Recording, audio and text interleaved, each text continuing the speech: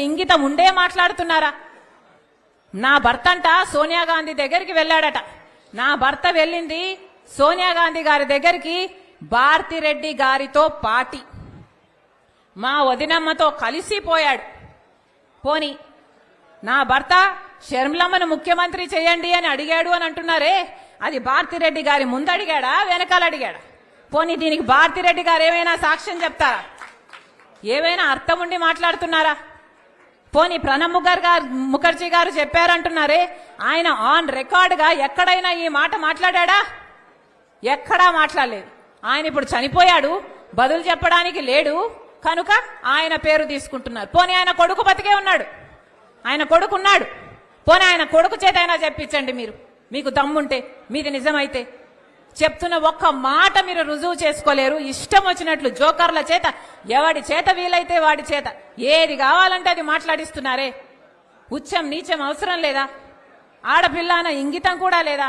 వ్యక్తిగతంగా టార్గెట్ చేస్తారా? ఇంకా సాక్షి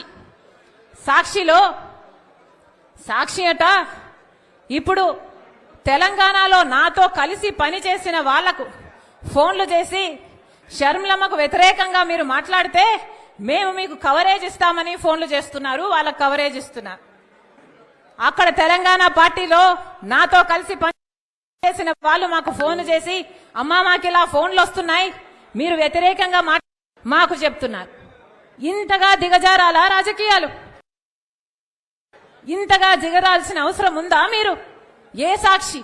ఇదే సాక్షిలో ఏ సాక్షి అయితే ఇప్పుడు నా గురించి ఇంత దూషణలు చేస్తున్నారో, ఇంత ఈ సోషల్ మీడియా అంతా ఇంతగా దూషిస్తున్నారో, ఇదే సాక్షిలో నాకు భాగం ఉంది.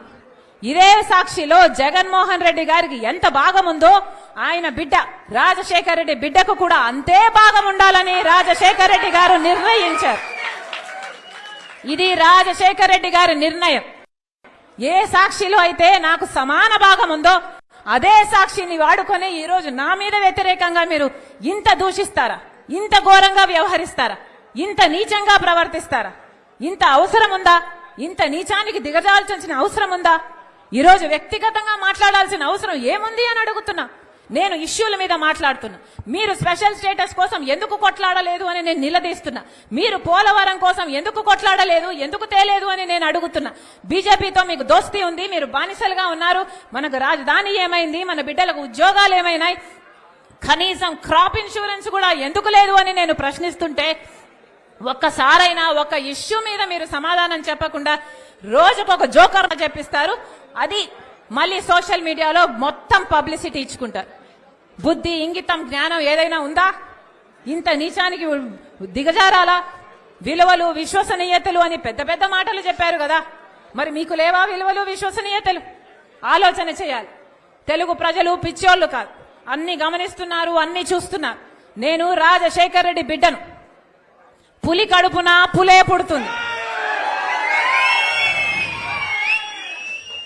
రాజశేఖర్ రెడ్డి రక్తం నాలో ప్రవహిస్తుంది. నేను రాజశేఖర్ రెడ్డి బిడ్డ వైఎస్ షర్మిలా రెడ్డి. నా పేరు ఇదే, నా ఉనికి ఇదే.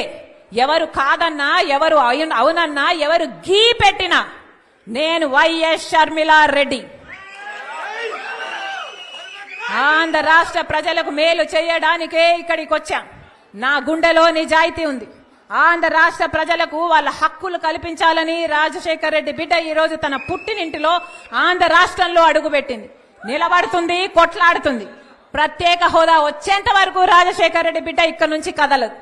పోలవరం వచ్చేంత వరకు రాజశేఖర్ రెడ్డి బిడ్డ ఇక్కడ నుంచి కదలదు. మన రాష్ట్రానికి, మన బిడ్డలకు ఉద్యోగాలు రావాలి, మన రాష్ట్రం అభివృద్ధి చెందాలి, అంతవరకు రాజశేఖర్ రెడ్డి బిడ్డ తన పుట్టింటి నుంచి కదలదు.